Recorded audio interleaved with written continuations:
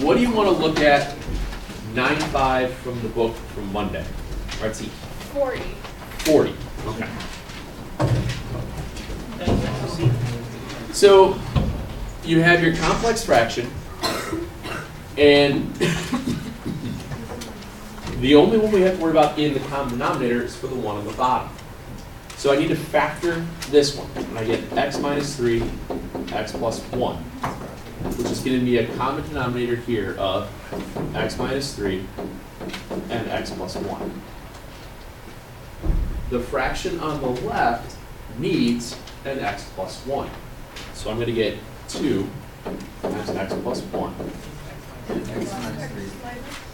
Oh, I'm sorry. I was looking at the wrong one.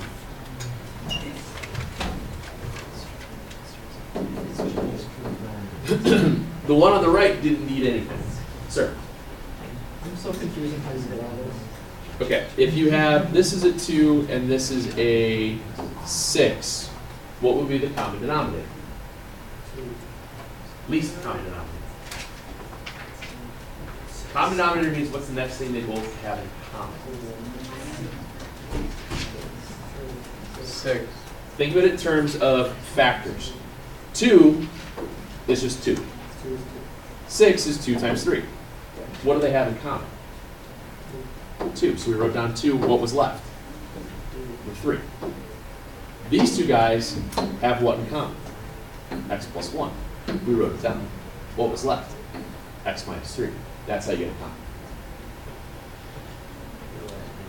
Oh, is the x minus 3 and x plus 1 factored from x? Yep. Okay. So now, one on the right didn't need anything. So we wind up with 2x minus 6 plus x, which gives me 3x minus 6 all over x minus 3 and x plus 1. And then I'm dividing that 1 over, anybody see something I can do with that denominator up there? I can take out the 2, and then I'm left with x squared minus 1. So I have 2, x minus 1, x plus 1. Yeah. Factor out the numerator and the right fraction. I haven't gotten there yet. I'm getting there. So now we have to divide by we multiply by the reciprocal. So we have 1 over 2, x minus 1, x plus 1, x minus 3, x plus 1. And like you were saying, I can factor out a 3, and I'm left with an x minus 2. What simplifies out? And that's it. Just put it all back together.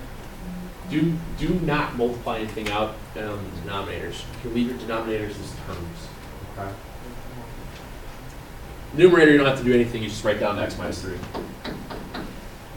Bottom part, if you want to put it as 6, x minus 1, then you're fine. That's okay. But don't multiply out terms. There's no reason. Okay? Normally you would multiply out your numerators, yes. You would normally multiply, and in this case, there's nothing for me to multiply. Yeah, well, like the stuff yesterday got like really long. Yeah. Yeah, and that's, you would multiply numerators, leave your denominators as terms. Okay.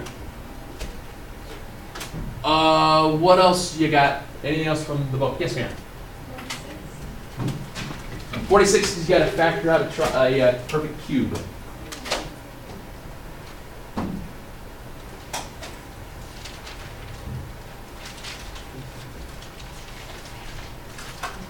So as you go fraction by fraction here, starting with the upper numerator, the only thing I can do up here is factor out a 2.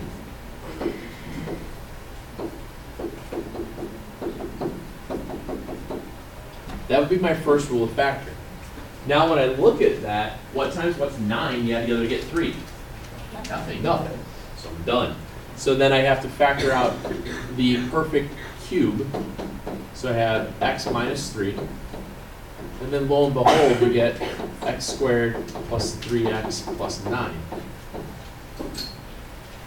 Yes, sir? Is there like a short trick to know that you're done factoring, or you just kind of What times what's 9? You add together to get 3. Here's the thing, like, I have a really big problem with that, so that's why I'm asking if there's not. No, I mean, if you want to go ahead and find the discriminant, see if it's imaginary, you can do that. Okay. Or if it's a perfect square that you can simplify out, I mean, you can use quadratic, but it's, what times what's 9? You add together to get 3. No. Didn't you know that if it was a plus 9, then half of b squared, if it's less than that, then you would definitely have it? That's confusing. You're on the right track, though. Okay. So here, what do they have in common? The trinomial. Yeah. Okay. They have the trinomial in common, but so they need the 2, the x minus 3, and the trinomial of x squared plus 3x plus 9. Fraction on the left has the 2 and the trinomial. It's missing the x minus 3. So we get 3 times x minus 3. Fraction on the right has both the x minus 3 and the trinomial, but it needs the 2. So that numerator becomes 5x minus 9. You okay with that?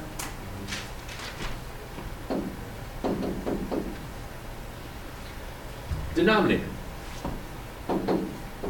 The common denominator here, well, I need to factor out a 3, and I have an x minus 3.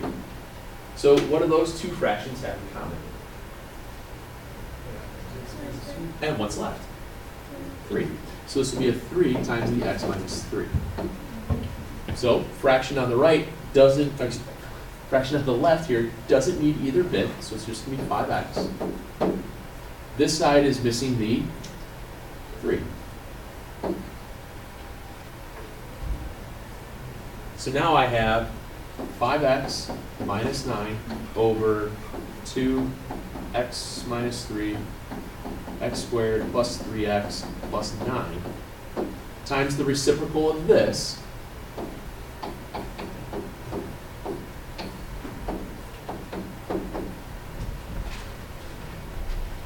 Dun dun dun.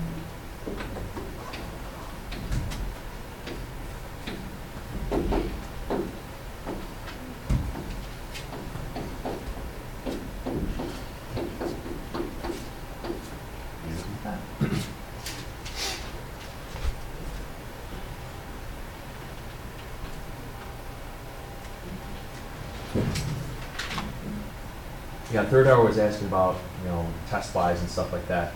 My best guess is the absolute earliest would be Tuesday. Probably more than likely Wednesday, but at the earliest would be Tuesday. Okay. What sections are we doing? It's all 9. Let's go to 3. It's the graph. I got a 90. Yes, sir. Eventually. Okay. Anything else book-wise? All right, let's go to the B worksheets.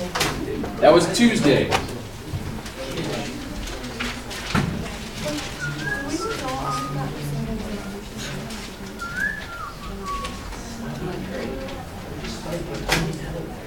Again, excuse me, I'm going to assume the 9-4 material was okay.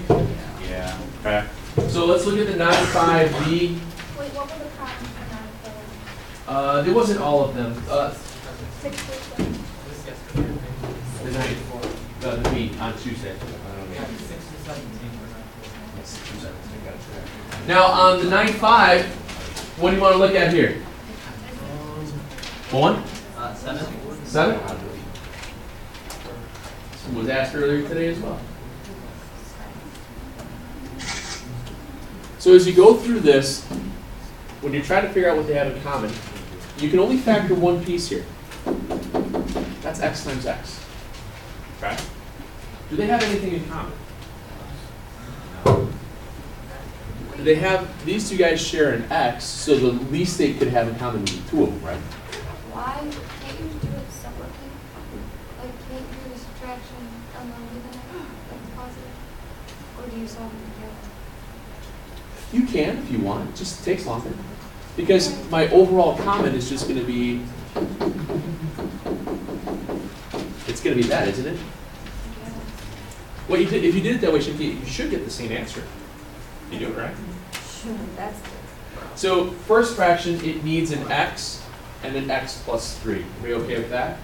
So what I'm going to do is write it as 4 times x squared plus 3x. Since it needs an x and an x plus 3, I'm just simplifying that out right away. Right? Fraction in the middle needs the x plus 3.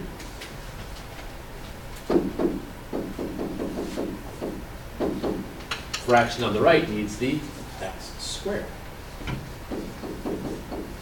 So now we have 4x squared, 12x minus 2x minus 6. So you get 8x squared plus 10x minus 6 all over x squared, and I forgot, x plus 3?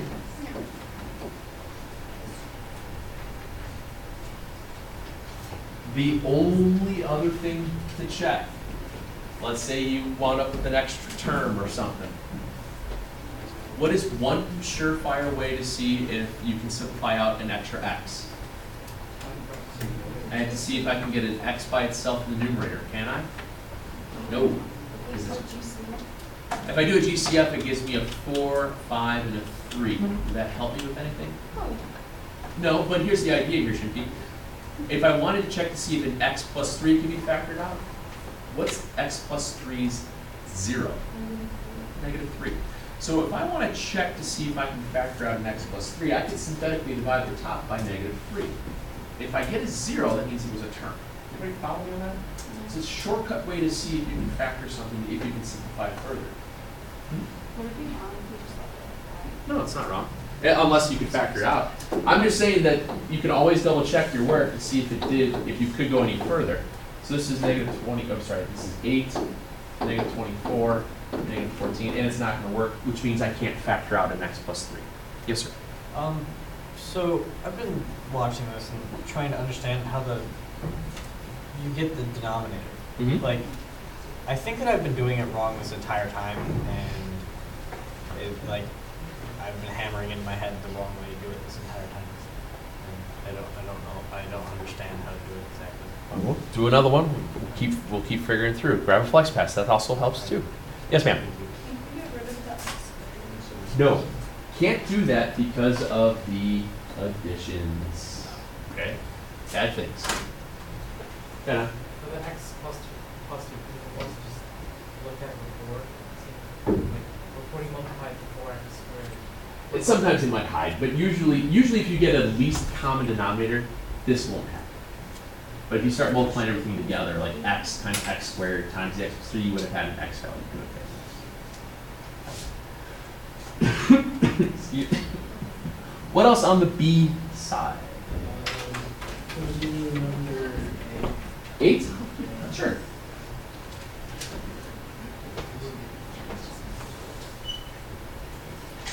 So on 8, the only one I have to factor is the fraction on the right, and that's going to get me x plus 6, x minus 1, which means the least common denominator winds up being x plus 6, x minus 1. How we're doing that is, well, do they have anything in common? Nothing in common, so nothing left over to the right, but as soon as I put this down, that's what everybody has. Okay. I'm actually going to write this down here below. Yes, sir. Okay, so when you don't like cancel them out, No. you put the most common factor of them. Yeah. Right? Right. Okay. It's the same way Okay, you then do I it haven't with- been doing it if it was numbers, if it was a 6, a 4, and you wanted to add those two together, You just well, take the 2. 6 and 4, that's 2 times 3, factored wise. Yeah. This is 2 times 2. What do they have in common? They have 2 in common. They have a 2 in common, so you take one of those out, what else is left? 6. And that's how you get your least common denominator. Instead of multiplying everything together. If I multiplied everything together, I'd have to factor stuff out again and again. So now, This one is missing an x plus 6. Okay, all right, it all makes sense to me now. Thank Good. you. This one's missing the x minus 1. And this one's not missing anything.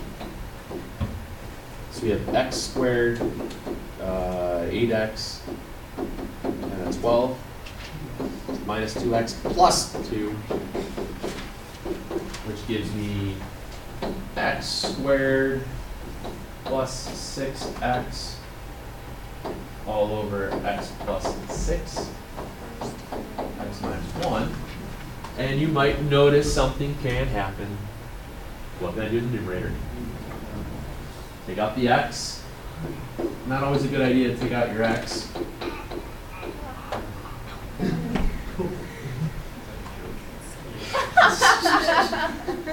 That was pretty That was good. actually funny. It took me a while. That was pretty good. People in the back are starting to get that one now. You get x over x minus 1.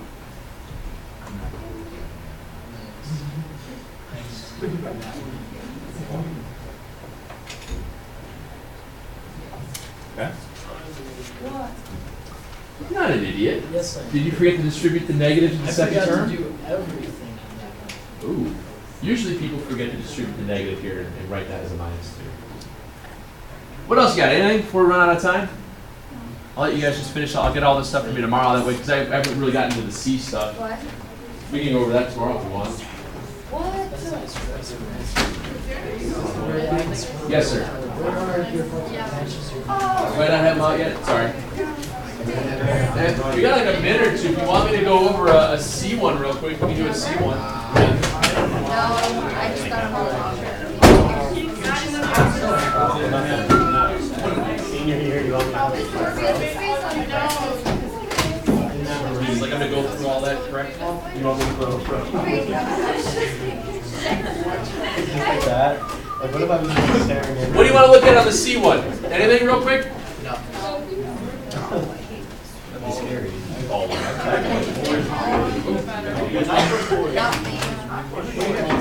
I got all those wrong.